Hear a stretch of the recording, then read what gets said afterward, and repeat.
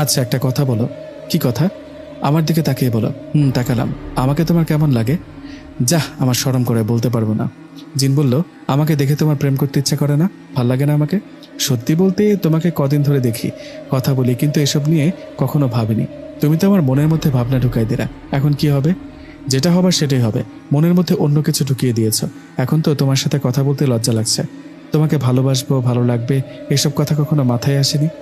এখন তো আসছে। হ্যাঁ আসছে। আচ্ছা, আমাকে কি তোমার ভালো লাগে? তোমার মতো এতদিন আমিও তোমাকে নিয়ে এসব ভাবিনি, কিন্তু আজ তোমার সততা, অন্যের প্রতি ভালোবাসা ও মায়া দেখে তোমাকে আমার ভালো লাগতে শুরু করেছে।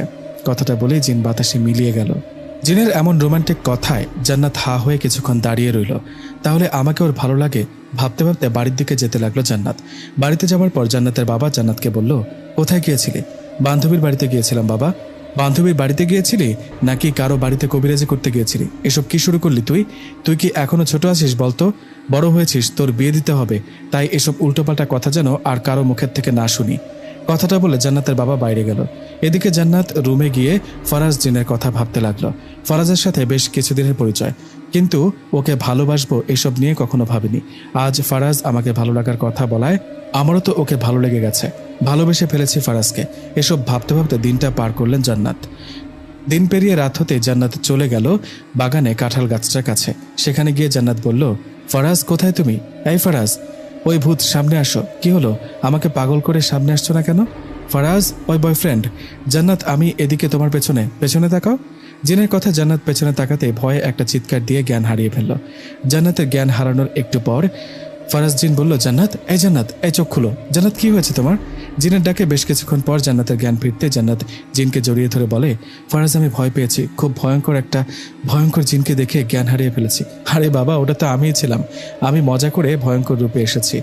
দেখতে চাইলাম তুমি কতটা সাহসী, কিন্তু তুমি তো ভয়ে জ্ঞান হারিয়ে ফেললা। সত্যি তুমি ওটা ছিলা? দুষ্টু, জানো কতটা ভয় পেয়েছিলাম। যাও, তোমার সাথে কথা নাই। বাবা, এতটা অভিমান! আমার সাথে কথা বলার জন্য তো দেখা করতে আসছো, তাই না? হ্যাঁ, তা আসছি, কিন্তু এখন আর কথা বলবো না, চলে যাচ্ছি। কোথায় যাবা? তুমি কোথায় আছো দেখো একবার।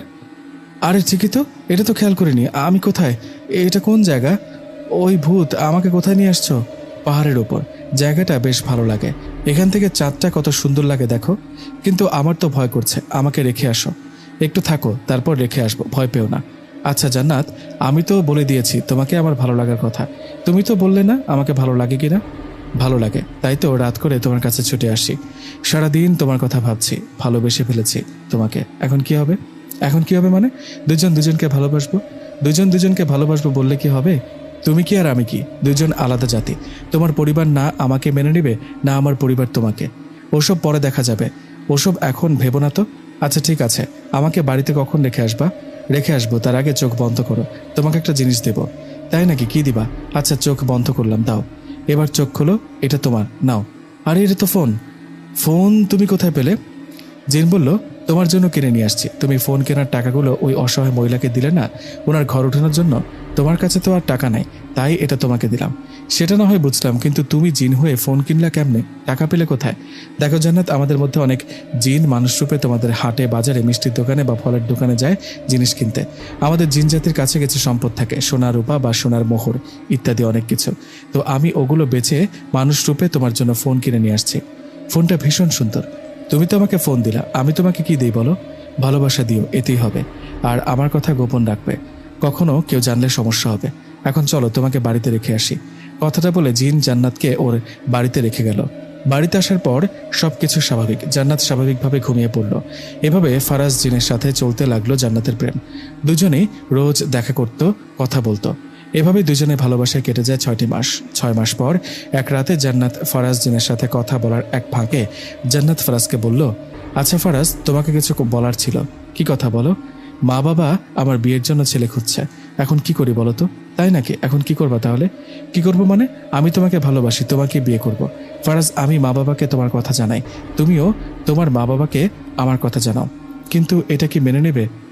বলে তো দেখো মেনে নেয় কিনা। তুমিও তোমার মা বাবাকে বলো। ওকে ঠিক আছে, তুমি তাহলে বাড়িতে যাও, গিয়ে তোমার মা বাবাকে আজকে রাতেই সব খুলে বলো। আচ্ছা ঠিক আছে। কথাটা বলে জান্নাত বাড়িতে চলে গেল। বাড়িতে গিয়ে মা বাবাকে ডাক দিলে জান্নাত বলল, মা বাবা, তোমাদের কিছু বলার ছিল। কি কথা বল? বাবা, তোমরা আমার বিয়ের জন্য ছেলে খুঁজছো, তাই না? মা বলল, হ্যাঁ, ভালো কথা, ভালো কোনো ছেলে পেলে বিয়ে দেব।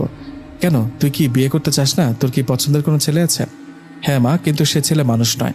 বাবা বলল, মানে? ছেলে মানুষ নয় মানে? তোর যদি কাউকে ভালো লেগে থাকে তাহলে খুলে বল। আসলে বাবা, কি করে যে বলি, তোমরা শুনলে কি বলবা বুঝতে পারছি না। বাবা, আমি যাকে পছন্দ করি, বলতে পারো ভালোবাসি, সে কোনো মানুষ নয়, সে একটা জিন। কি? একটা জিনকে ভালোবাসিস? কথাটা বলে উঠছিল জান্নাতের মা। এদিকে কথাটা শুনে জান্নাতের বাবা বলল, ও, এজন্যই অনেকে তোকে কবিরাজ বলে। তোর পছন্দের জিনটা মনে হয় তোর হয়ে কাজ করে, তাই না? হ্যাঁ বাবা, আমরা দুজন দুজনকে অনেক ভালোবাসি। ও জিন জাতি হলেও অনেক ভালো বাবা। যতই ভালো হোক, ও একটা জিন। আমরা এটা মানি না, মানতে পারি না। জান্নাতের মা, চুপ করো। যা হবার হয়ে গেছে, দেরি হয়ে গেছে। ওই জিনটার সাথে জান্নাতের প্রেম হয়ে গেছে। এখন ওই জিন কখনো জান্নাতকে ছাড়বে না, আমরা যতই চেষ্টা করি। আমাদের এখন মেনে নেওয়া ছাড়া কিচ্ছু করার নেই। জান্নাত বলল, কি সত্যি বাবা, তুমি মেনে নিয়েছো? উফ, আমার বিশ্বাস হচ্ছে না। মেনে নিয়েছি এর মানে এই না যে এখনই জিনের সাথে তোর বিয়ে দেব। কদিন যাক, তারপর কেমন? এখন ঘুম, অনেক রাত হয়ে গেছে।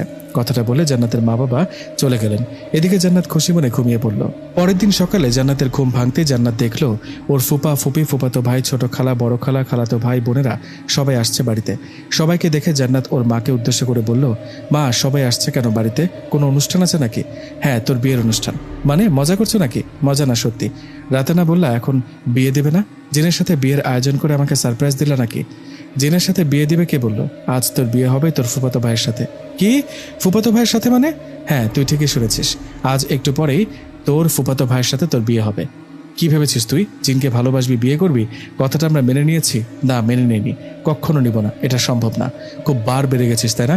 আজ একটু পর তোর বিয়ে হবে তোর ফুফাতো ভাই রাফির সাথে। জান্নাত বলল, না, আমি ওকে বিয়ে করতে পারবো না। জান্নাতের কথাটা শুনে ঠাস করে একটা থাপ্পড় দিয়ে ওর বাবা বলল,